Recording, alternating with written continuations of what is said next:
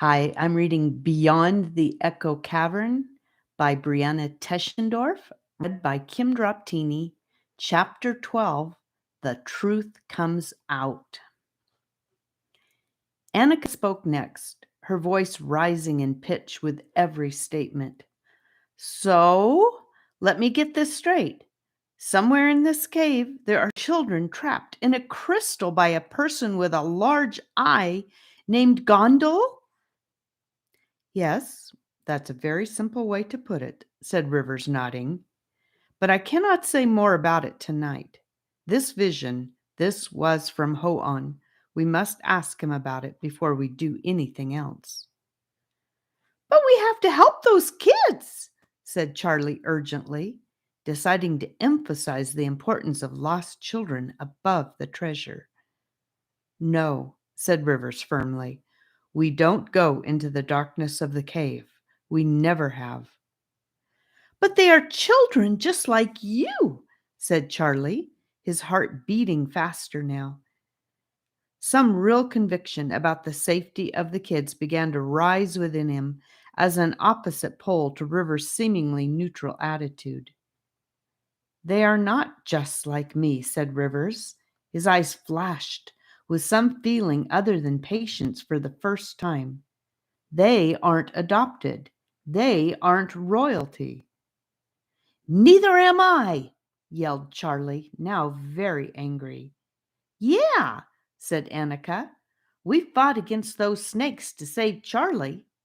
We did, Gabe agreed with her. Charlie is our friend. Yes, Charlie, he is different, I think. Well, I don't know, said Rivers. He turned from them, put his hands on his head, and paced back and forth a couple of times. I don't know what to say. I do know that we are all tired. We must sleep. Then we must speak with Hoan, and then we will know what to do. Doesn't Hoan care about those children? Asked Annika. He cares. He cares very much, Rivers answered her passionately. Then his voice turned thoughtful again. Maybe that's why you are here. With that, he ended the conversation and turned to walk out of the cave. The others were feeling very sleepy. Annika and Gabe had not seen the children in distress, nor the jewels to be won, so they didn't feel the urgency to help that Charlie felt. They were easily convinced that talking in the morning would be fine. Charlie was reluctant, but he could spot a battle he could not win. Just like with the bullies at school, he lowered his head and acquiesced by following the others out of the cave. In the Echo Cave, one fire was burning, and two children were standing guard at the back wall. Otherwise, all was silent. There was no hint at all that somewhere in the darkness of that cave, other children were crying and moaning in despair. Rivers led the children in silence back to the field. He said good night to them and bowed away, guessing correctly that they would like to be alone with each other. The other three found a little nest in the grass and crawled in. Like little mice, Annika. Like little mice. Annika was the kind of person who gets grumpy when she is really sleepy, and she flopped over as soon as she could. Gabe knew better than to try to talk to her. The night was not only warm, it was nearly hot, and it felt good to sleep in the open air. The stars looked much closer in that sky than they do in our sky, and every once in a while they seemed to explode like fireworks sending off a rainbow sparkle that lingered in the night sky like a vapor. The children could hear other children whispering to each other or giggling all around them. They fell asleep very quickly, and that was for the best. Otherwise, they would have only laid awake and worried about their families and felt homesick and frustrated. Charlie woke up first. For a few seconds, he didn't remember where he was. Maybe he thought it had all been a dream, and he would wake up in his bed. When his brain finally turned on, he rolled over to Gabe and started whispering loudly.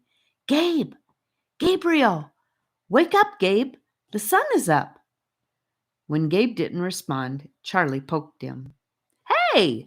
Said Gabe, swatting Charlie away. Let me sleep. We don't have to get up to go to school here. Shh, said Charlie. I think we should all get up, sneak into the cave and find the treasure, and help those kids. We should look around for some rocks to take with us. Really hard rocks. Granite is one of the hardest stones that isn't a fine gem. Look for rocks that are white and black speckled. We need some big ones. So we should see if we can find something to carry them in, like a backpack. And why do you have to be so loud? Asked Annika in an even higher decibel. I'm trying to sleep. Stop yelling and be quiet, she yelled. Charlie turned to her. Shh, Annika. No one is watching us. Let's get up and sneak back into the cave. The treasure is there. We have to help those kids. No, said Annika firmly and rolled over. She was always grumpy when she woke up. I'm hungry, said Gabe, now sitting up and looking perky. Let's find Rivers and see what's for breakfast around here. No, we can't find Rivers. I don't think he will let us go. We have to do it ourselves without him. Charlie persisted in a fierce whisper. He crawled from their little nest in the grass to the main path and looked out, up, and down. Then he crawled back quickly. He's coming! I saw Rivers. He's walking this way. If we hurry, we can crawl that way through the grass and get away. It is thick enough. Come on, Annika. Charlie rolled her from side to side onto her tummy. She grunted. Good morning, friends, Rivers said, bursting into their nest. How did you sleep? Annika is still sleeping, answered Gabe. No, I'm not, thanks to Charlie, she said, sitting up with her wild hair sticking straight up and hanging in her face.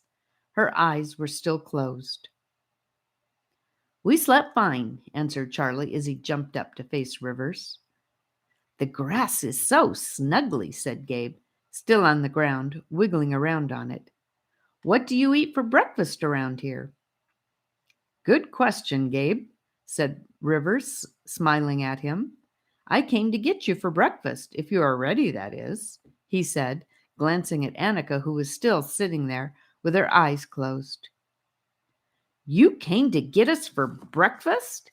Asked Charlie indignantly. We can just eat some fruit. There is fruit all over here. I want to meet Hoan. Of course, Charlie, said Rivers patiently, almost like a mom or dad would say. I haven't forgotten. We will share your vision with Hoan and ask him for more information. There is time. Before we begin, I think we should all have something in our tummies. Yeah, said Gabe, as he pushed himself into the grass and then boinged onto his feet. This way then, said Rivers, smiling. With a motion of his hand, he turned and started down the path. Charlie and Gabe followed him, but Annika laid back down and snuggled back into the grass. Come on, Buspani, said Gabe, turning back. He grabbed her hand and pulled. Don't you want to see what exciting thing will be for breakfast? Fine, she said, and heaved herself up, hair still in her face. She trudged along behind the boys with her eyes still only half opened. Rivers took them another way, up a small hill and down the other side. They could see the river glistening at the bottom of the hill and lots of steam rising from the rocks around it. As they approached, yummy smells wafted towards them. This is where we cook our warm foods, Rivers explained. The children found that the steam was not coming from the river itself, but from something like hot springs beside it. There were big round rocks, almost like bowls, in the hot water, and inside of them, strange olive green, yellow, and navy blue sauces were brewing. They didn't look very delicious, but they did smell good.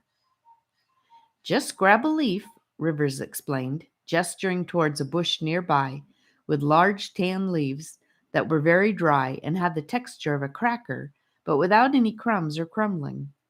They were impossibly thin, and the children wondered how they held together and didn't crumble when you picked them up. Now you dip it in a pot or scoop it in. Some of them have fruit and vegetables. Rivers demonstrated in a pot of yellowish liquid, scooping in deeply and coming out with some yellowy chunks on the leaf and taking a big bite. Charlika, Annika, and Gabe watched him with mixed fascination and horror. The funny sauces didn't look like a very nice breakfast. "Don't you have breakfast pots where you are from?" Rivers asked them, noting their reservation. "It's great. Just give it a try." Charlie was in a big hurry, so he was the first to grab a leaf and dip in. He picked the yellow pot like Rivers had done. "Oh, pickles! It's delicious," he gasped, nodding at Gabe and Annika, who were both still looking suspiciously at the breakfast pots. "It's a little bit creamy like cream of wheat, sweet, a little bit crunchy like cereal, and it has a fruity flavor like pineapple. Somehow it all tastes wonderful together." His whole countenance changed from one of impatience to one of enjoyment. "Here goes nothing," said Annika to Gabe, smiling, as she dipped her leaf into the navy pot. As always, she wanted to be different. "Oh, my word," she sighed in ecstasies. Hers tasted a lot like berries with just the perfect mixture of sweet and sour. But she also tasted something creamy, like cobbler. The crunchy leaf somehow just made it perfect, like Charlie had said. Gabe decided to try one of the greenish pots to show how brave he could be. He found his pot equally delicious. It wasn't sweet, but salty, a nice, good salty flavor like bacon. It had a wonderful mix of seasonings, garlic, and onion flavors, which also went perfectly with the crunchy leaf. Gabe's pot had vegetables in it that had the texture of meat, chewy and filling. "How do you make them?" Charlie asked as he dipped into the navy pot. "Oh, we gather different flowers, herbs, fruits, and vegetables from our gardens and cook them in the hot water. The water has a special acidic quality that breaks the food down into this thick sauce. Some of the children love to cook and play at the pots. They prepare it, and everyone can come and eat it if they want to," Rivers explained, evidently pleased with the whole system. The children ate their fill. While they were eating, other children joined them. Many of them came and said hello to the newcomers. One of the children who cooked came to talk with them and suggested they try a new pot she had just finished down the path that was bright red. Needless to say, it was also delicious. There was much laughter and play around the breakfast pots. Some children soaked their feet in the warm water, and of course there was lots of splashing. The children had so much fun and enjoyed the food so much that Charlie nearly forgot his important errand. After a while, Rivers suggested that they be on their way. Charlie earnestly shook his head in agreement. He was a little bit ashamed that he wasn't the one to suggest it, since he was the one who had seen the trapped children, but the shame didn't stay with him for very long. Before leaving, he pulled the plastic bag from the day before out of his pocket, and he filled it with cracker-like leaves to take with him, thinking he might be hungry later. The children walked with Rivers up the river. Sephora came running over to meet them. "Good morning," she exclaimed. "Have you eaten? I want to show you our breakfast pots." "Oh, we just came from there," Annika, who was now wide awake, explained. "They were delicious." "I made that dark blue one," Sephora said almost shyly, but with her bright eyes sparkling. "That was my favorite one," Annika declared with vigor. Sephora beamed at her, her round apple cheeks beautifully pink. "Rivers, I want to take Gabe to ride the pony bogs now. Where are you going?" she inquired. As they talked, the children had continued to walk along quickly, and Sephora was walking backwards, trying to talk to them in her enthusiastic way and keep the pace. She was having a difficult time. Oh, the Puni Bogs. Yes, yes, I want to go. Do I have to share the vision with Ho-On too? I didn't even see it. Maybe just Charlie can go, suggested Gabe. He was really excited, even though he still had no idea what Puni Bogs were. Vision? Asked Sephora, now turning forward and running up to keep pace with Rivers. Yes, Sephora. Charlie had a vision last night of her. He saw the crystals and even the children. We are going to the driplet tree, Rivers explained. Sephora glanced over her shoulder at Charlie, almost suspiciously, and then thoughtfully turned back to Rivers. What a time we are having with these three, she said seriously, but then turned back around and flashed her lovely little smile at them. I am so overjoyed that Ho-On gave me the honor of finding you. Then she addressed only Gabe. I will wait for you at the Hiera Botane Resto, the plant where we had our meeting yesterday, okay? When you are finished, you can come meet me. I will tell Nicanor and Cerise to meet you and Charlie there too. Then Sephora said to Annika, You wanted to go swimming today, I think. Then she skipped up a path to their left. What is the driplet tree? Asked Charlie. Some specific species of tree here? Does Ho-On like to sit in its shade? Rivers only half answered him with a quick, You will see in a moment. Thank you for listening. May God bless you.